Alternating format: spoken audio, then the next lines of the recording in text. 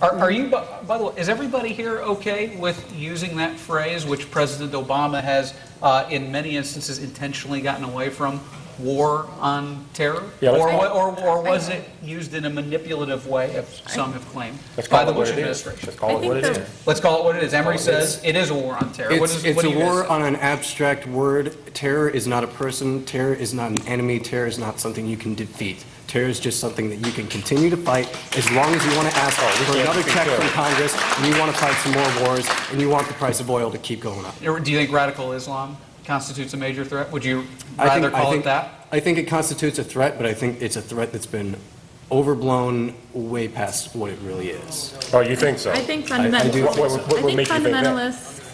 I think fundamentalist factions of any religion can be extremely dangerous.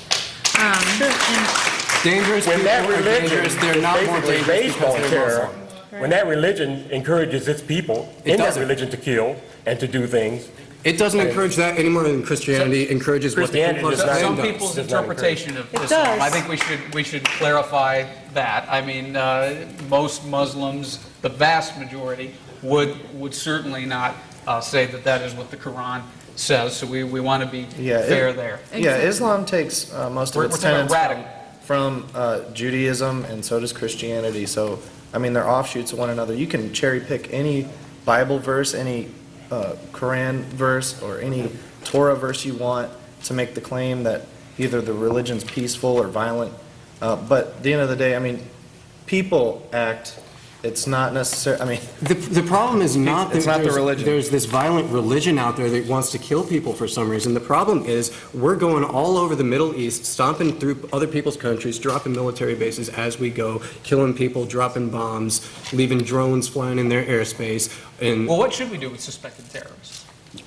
put them on trial. we should give Put them them on trial like you put them on trial, give them due process just like any other criminal. We did that with the crimes of Nuremberg. I mean, Germany had its period of Nazism, and we had the Nuremberg trials, and we tried genocidal actors in that instance. So Their crimes are no I mean, excuse we're for talking subverting the about Constitution. a way worse crime than a few guys in caves planning attack against a state actor. I mean, But those they guys gotta in try. caves killed 3,000 people. well, those guys in a country killed 6 million. So if we can try people in that instance, we can have trials here. So they're arguing, and tell me if I'm putting words in your mouth, you are arguing for due process for suspected terrorists. Due process for the Constitution. worst. Okay. Tea Party, due it's the process for Constitution we're arguing for. And Tea Party, I'm interested in getting some reaction to that. you want to try a terrorist under whose laws? Under our laws, our Why would you want to try them Constitution. under our laws and not Especially when they're United American States citizens like Anwar al-Awlaki and his 16-year-old The son. Constitution doesn't apply to someone who is not a citizen. Anwar al-Awlaki was a United States citizen, born in the United States. So was his 16-year-old one son, person who was out of also there. assassinated One- in a separate incident. Yeah, one A person out of the 16-year-old terrorists. American citizen was for the- murdered by the yeah, government but for with the no most due part, process. Most of the people that are at Guantanamo and some of the other places where they're incarcerated, they are not American citizens. These people go out, they recruit small children to teach them to strap bombs to themselves, to blow us up, blow our troops up, blow up other places around the world. These people do not fall under American law. They do not deserve to be punished under American law. They're on a battlefield, which they call themselves. You know call who it a does fall under battlefield. American law? The And- American military falls under American That's law. right, they do, And but we- those people are we not should members of not our be military. surprised- And they don't fall under American law, they're under the Military Code of Justice, of Uniform Justice, the military. I agree with They're them. I mean, I think we shouldn't try them here. We should try them in the International Criminal Court. So if we tried the criminals at Nuremberg, we should throw, Max, you agree with that? convicted terrorists Absolutely, into the yeah. Hague. I mean, that's what we do with the acts of genocide. We should do the same for acts of terror. Okay, this is the United States of America, we're a sovereign country, why should we throw ourselves under the leadership of another So organization? are Because it's you the UN. saying, and some people would say that you're saying due process works for everything but terrorism. How would you respond to that? Me? Yeah, Yeah. well, you, the Tea Party, Okay. whomever. Anybody else want to talk to that? It's difficult because on one hand, if the CIA has apprehended some suspects and they have interrogated them, they'll get different operational information that simply cannot be divulged. It cannot be publicly discussed. It cannot be tried in a court of law.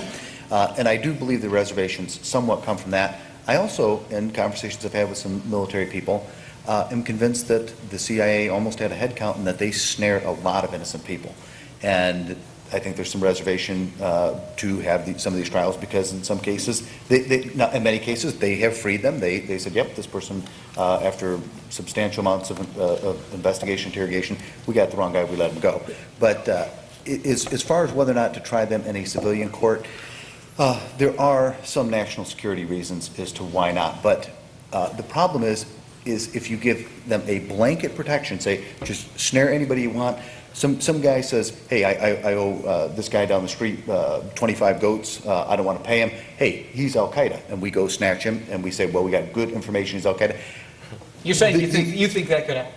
I don't think it happened. Because of I the guarantee NDAA. it happened. In Afghanistan, I guarantee that happened after 9/11. In fact, the government even, they apprehended people and said, we got the wrong guy. So it's, in some cases, yes, there shouldn't be a civilian trial, but I think that it's good that we keep a very close eye on the federal government and not write them a blank check and say, okay, you don't need to divulge anything. The only to us. blanket protections anybody's talking about is basic human rights. The right not to be tortured, the right not to be stripped naked and thrown in a pile and have pictures of soldiers with their thumbs up next to you. What freedoms are you, before we wrap it up on this topic, what freedoms are you all willing to give up in the name of safety? None. None. None. Okay. It's That's one a thing. fallacious argument, and there are no cases where it is an appropriate way to think. It is just not an appropriate way to act and respond. Look at what they're doing Sacrificing your in freedom does London, not and they provide have, safety. cameras on every corner, and it hasn't made them more safe. We all know about all of the terrorist acts that occur there, and it doesn't work.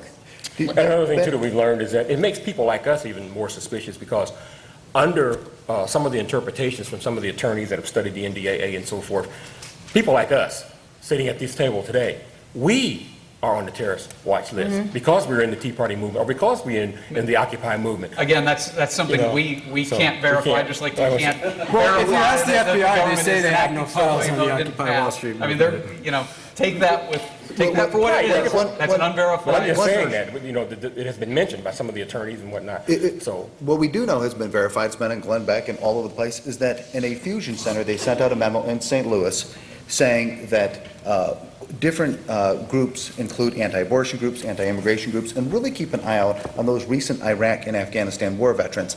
And it also specifically said, and keep an eye out on people who have Chuck Baldwin or Ron Paul bumper stickers on their cars as Iraq, potential Iraq. terrorist suspects. They've already identified people who support that particular political That was part of the person. Homeland Security memo. And Yes. I want to make sure we mention the Police Executive Research Forum here, which is a DHS operation that is a federal government coordination operation where city police forces come together, they get this federal funding, they get all this fancy equipment, and what are they supposed to do with it? Crowd control, riot control.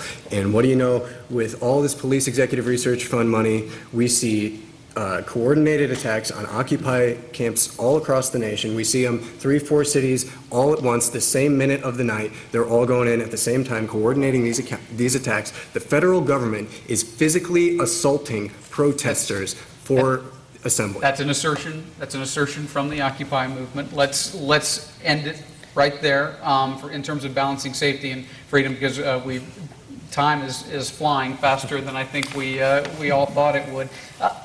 You all wanted to talk about economic development. You agreed to talk about economic development, and I'm really interested to get into this one. What do you think of the concept of corporate personhood? Disagree. You disagree with the concept of corporate personhood? It's ludicrous.